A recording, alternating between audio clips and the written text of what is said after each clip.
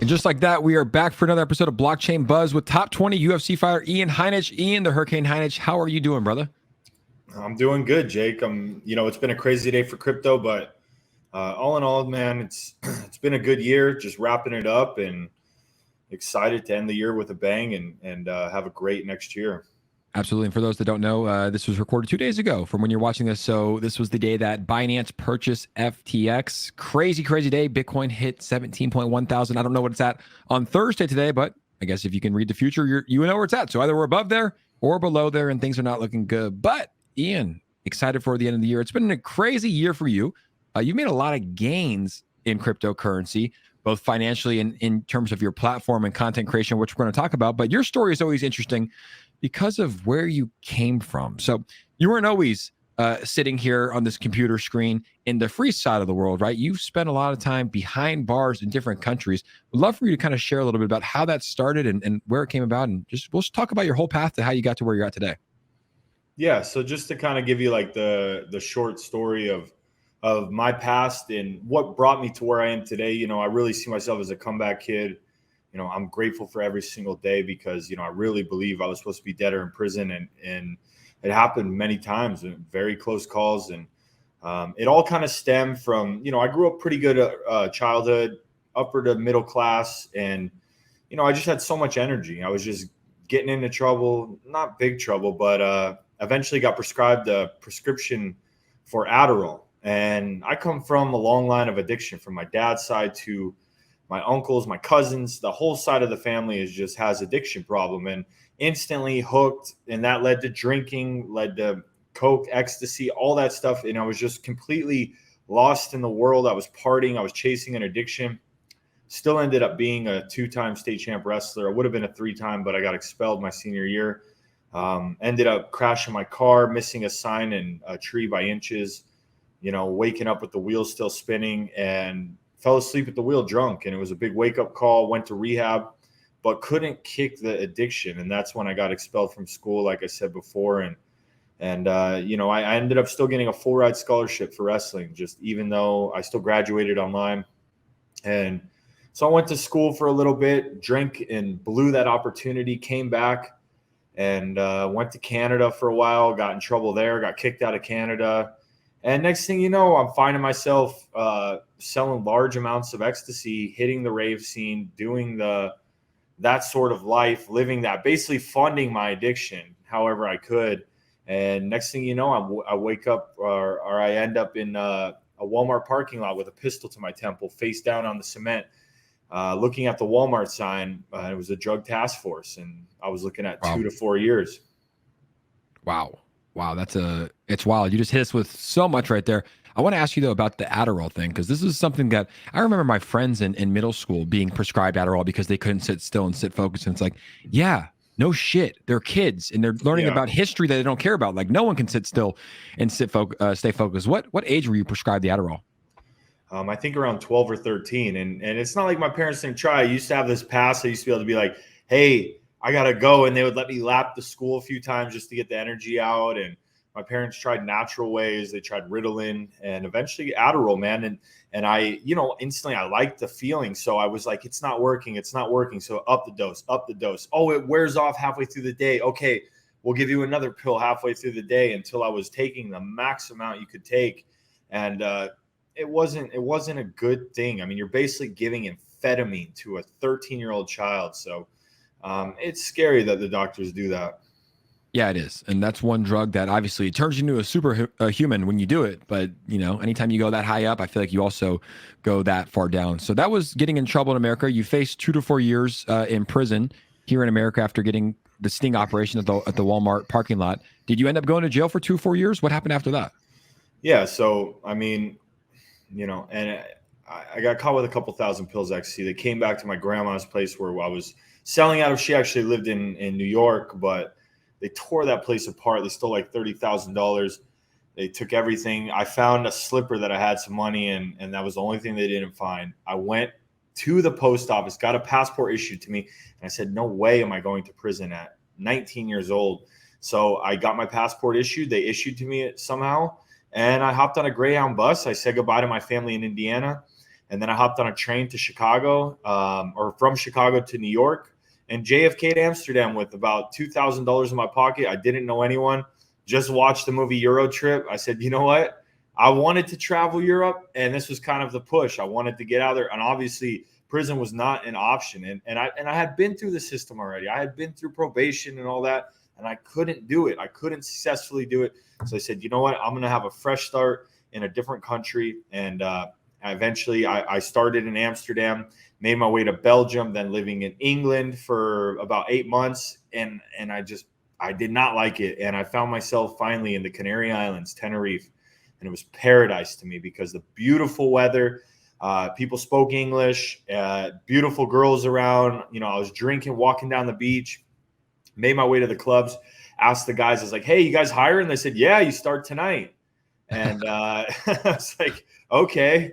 And they got me hammered that night. And, you know, it was a bad job for me because they pay you €1 per person you brought in the club. So you're basically a PR.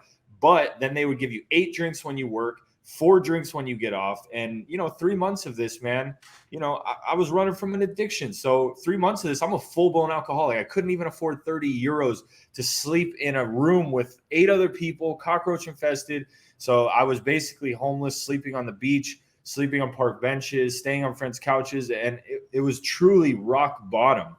And, you know, that's where I met these Colombians. And it was this American guy from Miami. He said, hey, gringo, come live with us, man. You have potential. We don't want to see you living like that. So he invited me to come stay with him. I started working out. I started getting sober. But that's when he sat me down. He said, hey, gringo, let's go make some real money. And I was like, yeah.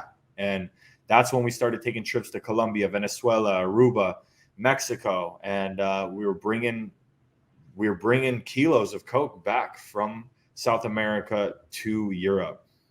Insane. All of that is wild, you know, working in, where's the Canary Islands? Where exactly is that? Spain? Yeah. So they're basically islands off the coast of Morocco. So it's not in the Mediterranean. I know you've been to recently you were in Ibiza. Yeah. Ibiza, as the English people say it. Yeah. And, you know, that's a seasonal place because in the winter it gets cold and only the locals stay. Now, Tenerife is like the Cancun of Europe because year round where it's located, it's around 70 to 90 degrees year round. So wow. It's English ran, Spanish owned, and geography, it's Africa. Wow. So insane though. It's like fleeing. I want to talk about that. Just like, were you not worried at all? Or were you just at a point where you didn't care? It's like you knew that you were a felon, right? Or you were on the run. Were you not worried about ever coming back to America? What was going through your mind? Were you like, hey, I'm leaving. I'm not going to prison. Like I'm going to go to Europe. Were you not worried about the government coming to get you or getting sent back? Yeah, I mean, it was always in the back of my head, but you know, for me, it was like either go to prison or go on the run. And obviously, I was a fugitive. I was running from felony warrants, so it was, you know, it was stressful. Like, I mean, sometimes I'd sleep, and I had these nightmares where I'm running. They started coming back recently. It's weird, but I'm running. It always ends the same. I see the police. I see a cliff, and I'm like, look back, and I jump off this cliff, and right before I hit the ground, I wake up in cold sweat. Oh. And those dreams actually stopped when I was in prison, but. Yeah, it was kind of always looking over your shoulder. I couldn't really get too close to anyone because if I made them mad or I fell out with someone, they could be like, well, we'll call the cops on you. So I could never really open up to anyone. Absolutely. Yeah, you got to keep that a secret. So you go to Colombia and you're transporting these kilos. Were you flying? Like, walk us through what it was like, because you see the movies of, you know, Johnny Depp and Blow, and they would put them in the flight attendants, you know, purses and suitcases. How were you transporting? Were you guys flying commercial? Were you flying private? Like walk us through what it was like to transport these kilos from Colombia back to Europe. Yeah. So, I mean, the first time me and my buddy were sent down there to Cali, Colombia, and we were in a neighborhood, man, gunshots we'd hear at night. It was wild. We went and partied with these guys. They were like these crazy gringos.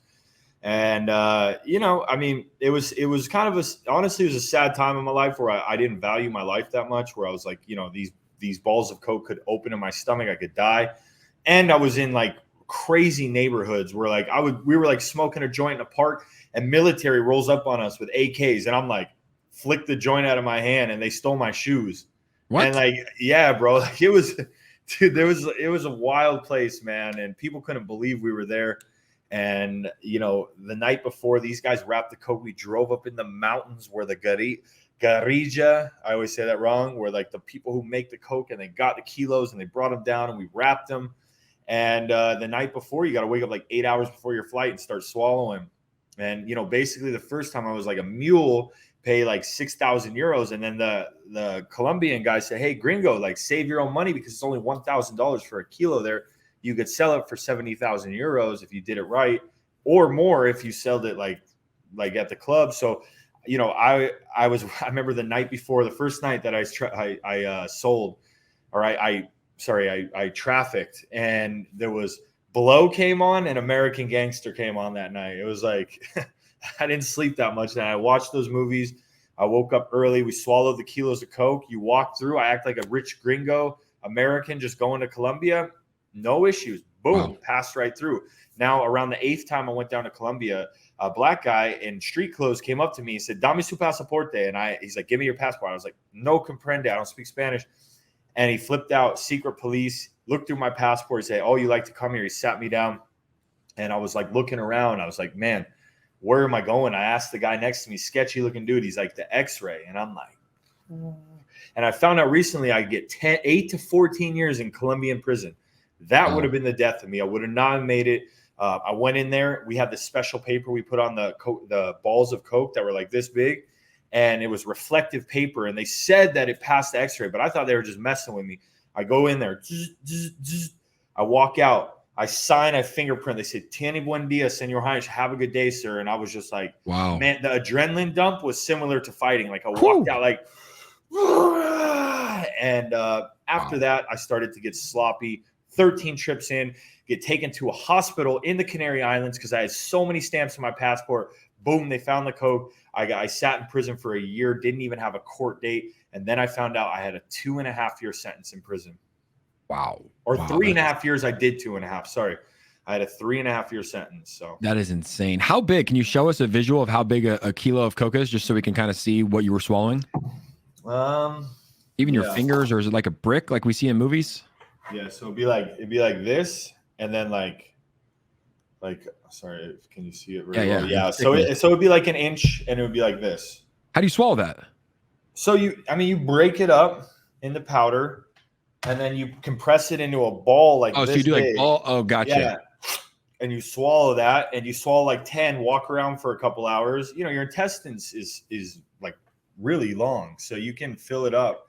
It's not good, man. I think I have stomach issues from it, which I've healed, but I would imagine. You know, man, I mean, when you're in this point of your life, you're trafficking Coke, swallowing it. You don't really care. You don't have much value on your life. It was a sad time, to be honest. But once I got locked up, man, God put this vision on my head. I said, I'm going to be UFC champ. And people looked at me like I was crazy. And instead of going down the drug path in prison, which you can do, I picked boxing. I picked wrestling. I fell back in love with wrestling again. I found a relationship with God. I learned Spanish. It was the best thing that could ever happen to me. 2.5 years later, ended up in Rikers Island for 2 months, almost died in there, then got extradited back to the States, was free 2014 Valentine's Day. 4 years later, I made it to Contender Series, and I broke into the UFC and started my run. That is insane. From prison, from 3.5 years in prison, or 2.5 years in a Spanish prison, to starting to wrestle, starting to train in prison, where you could have went down, I'm sure, a crazy route. I'm sure you have insane stories that if this episode was a lot longer, you could share about Rikers Island. Probably arguably the most scary, intimidating, cutthroat prison in America, or maybe even the world. Yeah, I mean, not the world, because there's in South America, Asia, they have crazy prisons. But as far as the States, I mean, Tupac was there. People die all the time. If you haven't seen a really sad but insightful documentary, The Khalif Broder, it's made by Jay-Z. It's a true story, and it's crazy, and it opens your eyes. And they're trying to shut down the prison, but yeah, I mean, I was a white boy in maximum security because I was a fugitive on the run. So it was a bad time in my life. But you know, I was like, I knew when I got out of prison, I couldn't drink. I knew I had to change my life. I surrendered my life to God eventually after I was addicted to painkillers. Man, this story goes so deep. I have movie deals waiting to be done, but I want to find the right person to do it. There's a mini documentary on my YouTube you can watch. I know we need to get into some crypto, because that's where it all led. So I get in the UFC. I break into the top 10. I take a short notice fight, beat this guy who was like top 20. Then I beat the guy who was number 11. And then one of the guys dropped out. I was number 9 in the entire world in my second fight in the UFC. And then I had, some health issues came up, but that's no excuse. I lost close fight to Derek Brunson, Omari Akhmedov. I've only fought guys in the top 15, and the one guy I didn't, which is Gerald Meerschaert, which is a very known fighter in the UFC. He has he has the most submissions in the, I got first round KO with him. And, I've been just fighting. So people know, you knocked this dude unconscious. Like a first round KO it's a knockout, right? Like Ian knocked this dude out. And that clip's online if you want to check it out. Ian Heinisch versus Gerald Meerschaert. Incredible knockout. But I had to highlight that because you rushed through it. It was like, no, it's a KO. It's a big KO. Yeah. So, I took the hard route. You see a lot of these young guys, they're 3-3 and they get in the UFC, they get Contender Series. I was 10-1. I had to fight so hard. And once I knocked the guy out for the LFA belt, then I had to fight Contender Series, and I knocked the guy out with elbows. And then I couldn't get a fight, so I took a short notice fight in Argentina on 6 days' notice against a top 20 guy in the world. So, it's been a crazy story, but I accepted the challenge because I felt ready, and I felt like my mindset was ready. So I'm training, and I start getting concussions, and all of a sudden I get a bad concussion after my last fight. Felt terrible. I had a thyroid issue. I gained 10 pounds. And all of a sudden I lose, man, and I'm not healing, and I get injured in training, and I won't heal for like 6 months. I'm talking like depression. I'm talking headaches. I'm talking confusion. Like I had to step away from the gym. And during this time is when I found like AMC and GME. This was the stock market, and I invested in that. It 10x my $10,000, or like 7x it, and I made good money. And I was like, wow, that was amazing. And I realized that doesn't happen in the stock market very often, or it takes years for that to happen. And I made really good money on Dogecoin. And I was like, and I actually didn't pull out my money. So I guess I didn't realize that gain. I watched it go up and I watched it go down. Yeah. And, you learn when you're in crypto, you got to take profit. So if you're watching this, like take profit, like hedge your profits. But so that's when I found crypto. And once I got injured, I found this stem cell place. I saw Jorge Masvidal going. They're getting these stem cells and they're healing. And, obviously doing all these drugs, getting all these injuries, fighting 6 times my first year in the UFC, I put a lot of damage on my body. So I was like, God, I can't. And then the guy came back. He said, it's going to be $30,000 for this stem cell treatment. I was like, bro, I cannot afford that right now. I could have, but it would have made me too tight. I hadn't fought in a year. We only get paid when we fight. We don't have health insurance outside of it. The UFC does take good care of you, but with the situation I was in, there was nothing they could do to help me. I would have to pay out of pocket. And I was sitting there and I'm like, God, if you want this to happen, let's make it happen. And that's when I found Marshall Inu. And I hopped on a Twitter space. I shared my heart just kind of like I did now about the injury. I spent $10K on a fight camp. I had to pull out. I was fighting Sam Alvey. That was such a good fight for me.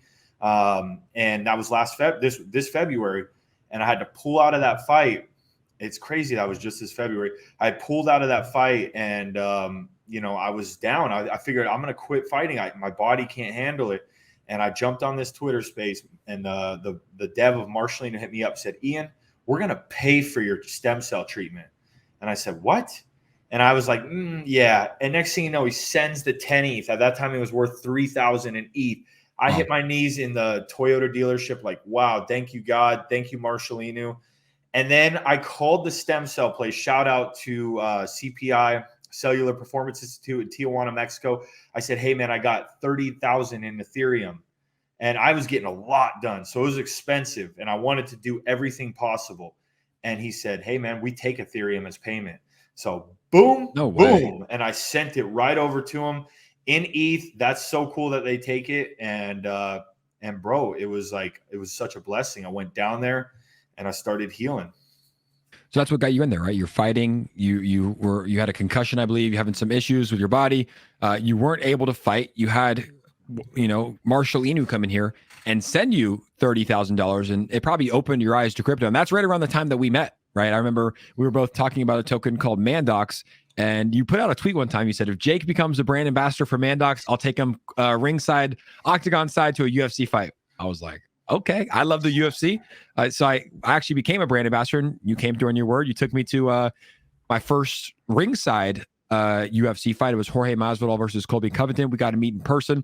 And since then, we've developed a really good relationship. Although that Vegas outing for me wasn't my best. You know, we had a little bit too much fun in Vegas, but it was still a good time. So since then, though, from where I remember that you had about 7,000 followers on Twitter, crypto related followers on Twitter back in March, and now I'm sure you're over 20,000. Where are you sitting in terms of crypto based Twitter followers? Yeah, I mean, I think it's like 26,000 or something, like 27. I'm on my way to 30,000, and just been growing, and it's strictly crypto followers because I've been watching you with Saitama. I started investing in Saitama. I watched your streams. I'm like, I like this guy's vibe. He's upbeat. I was like, I probably would vibe with this guy. And then everyone would hit me up, be like, Jake loves UFC, blah, blah, blah. So that's when I made this tweet, and we jumped on a live stream, and I told you about Marcelino. You invested in it, which was an insane play. And then that thing pumped. Crazy. What was it, UFC 272 or something like that? But we went to that fight.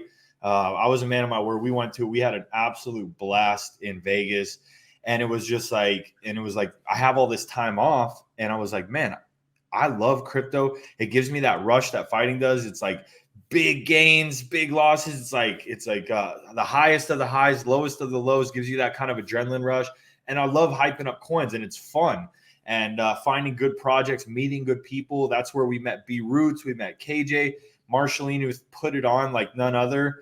And it would just, I was like, man, this is such a good way for me to obviously make income. This is an industry that I really want to get into, and I want to find good projects, and I want to promote, and I want people to make money and help them, and also make money myself, of course. Yeah, it's been a great ride. And even like, I'm sure you could admit your crypto knowledge from February or March 2021, 2022, I believe. Yeah, 2022 to where it's at now in November, and just your growth, on the Twitter and your knowledge. And you started a YouTube channel, and you and I and B Roots, who actually was here on the Blockchain Buzz episode 2 weeks ago, have our own show. We do Twitter shield tanks, and we do YouTube live streams on my channel. So just the content has been growing, and it's going to continue to evolve. Let's talk about shield tank for a second. This was something that you decided to come up with back in May, I believe, was when we had about the first couple episodes. And I remember we would have 20 people, 30 people, 50 people. About a month ago, we were having around 700, 800, close to 1,000 people tuning in live to the shield tank. Explain to people who are wondering or watching, how they can connect with you, how they can understand, exactly what shield tank is. Yeah, so I don't want to take all the credit. I forget who is like exactly, but obviously I love Shark Tank. It's like a great show, and it's I come from a line of entrepreneurs. My dad had a roofing company. My uncle has restaurants. And you know how it is, Jake, like you work for someone, you're kind of like a slave. And it's like, I like to open my own business, and watching Shark Tank, it's like, man, it just takes one great idea and you could change your life, and you could change the world. It's all about finding a problem and making a solution for profit. And, when me and B Roots were kind of discussing, Jake had just went to Europe. We had the Crypto King show pretty consistently, and we were just growing the brand. And all of a sudden we're like, yeah, let's make Shark Tank. And we called it Shark Tank at first. And like you said, there was not very many people in there. And we wanted to bring a free platform where crypto projects that are new, because let's be real. What do? We search through Dex tools. We search through Twitter. Why not bring those people to us? Let's get better at vetting them. Let's show the people how to vet them as well. Give them knowledge about, hey, this is how we're going through. Now, scammers, they're also looking at that, and we got to level up. It's that game, but it's cool. A lot of people now are learning. I learned so much. B Roots even learns, even though he's taught a lot because he's been in the game so long. You've learned, and this show it just took off. People loved it. And, it's funny. We kind of give people a hard time. Some people get a little mad because they think it's fun, but it's just our opinion. And at the same time, if you look at Shark Tank, sometimes the sharks don't like a business, and it does great, but that's just their opinion. That brings the entertainment thing. We kind of give people a hard time, and it's been cool, man. We found some insane projects. We found Amplify, that 3X. We found obviously Proof of Memes, which has just been taking off. We found Kramer, which Kramer took off to like a $6 million market cap. I think they came on the show around 200,000. And obviously, too, we found a lot that, haven't done that good. But now you have 700 people tuning in live, 1,200 people tuned in today throughout the whole show. Right when I ended, I looked. And now it's still a free platform. Anyone can come on. They have to follow the Sharks. They have to request to speak, and they share out the space. We let projects come on to sponsor, to give away money. We like to give away money. Sometimes people come on and they give away money just like randomly. So you never know what you're going to get on Shill Tank. And it's been a cool thing. And we want to keep it the way it is, where projects can come on and chill a little bit and give away money. But the core of bringing up the contestants to shill their coins will always be free. And it's been a fun journey, man, and it's growing to new heights. That's why we had to change it from Shark Tank to Shill Tank, change the music and stuff like that, because we don't want to get hit with copyright, because it is growing that big.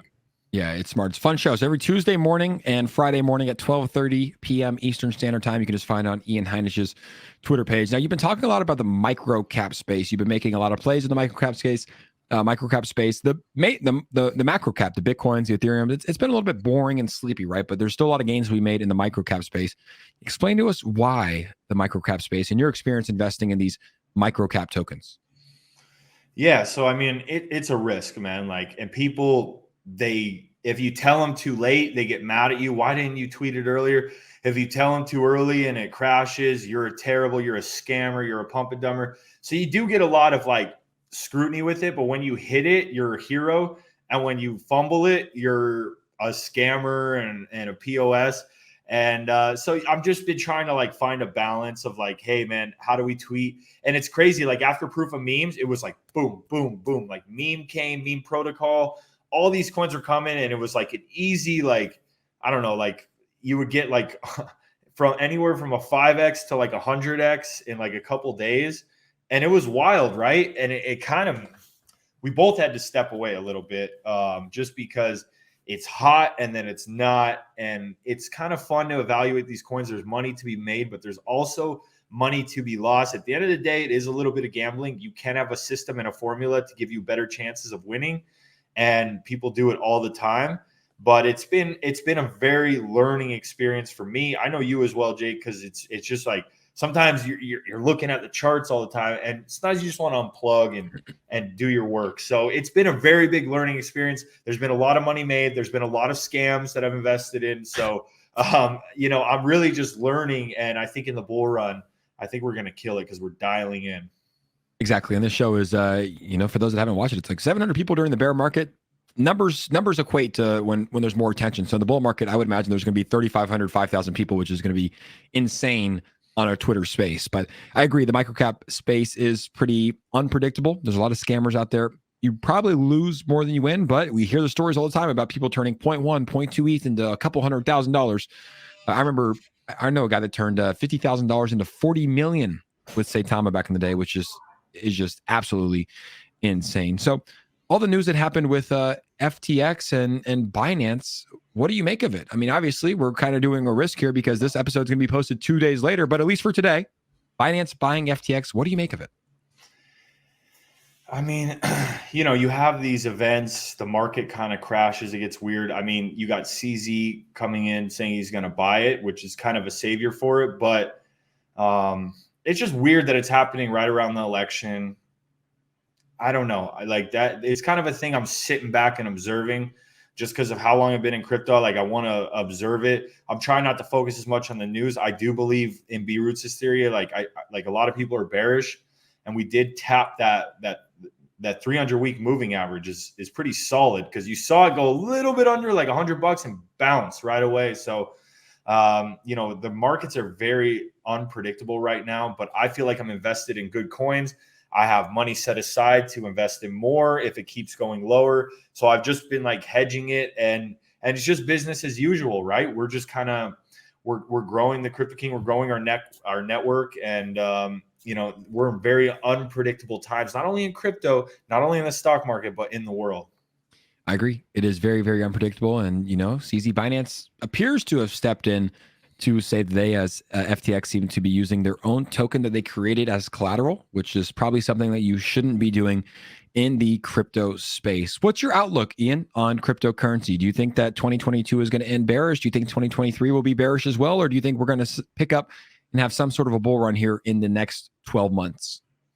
Yeah, I think we're going to turn around. I think we're going to hold above 20,000. I think we're going to end above 20,000 at the end of the year.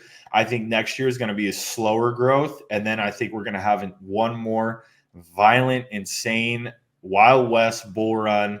And my bags are packed because, you know, I plan on the bull run hitting, the housing market crash, and I plan on being able to buy a lot of real estate.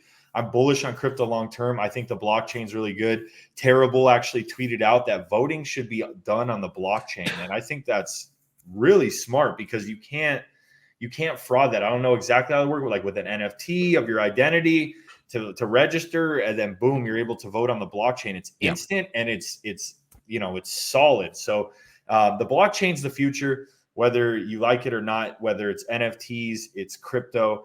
I'm super bullish on crypto long term. I think someday, you know, it's so cool what community coins like Marshall Inu, like Volt Inu, like Vemp, like all these coins that have, you know, brought together us, the crypto kings have made us. And it's cool to see these communities coming together in real life, not just on Twitter. Absolutely. And I think just on that note with the blockchain, yes, that would be the safest, most efficient way. We saw what happened in 2020.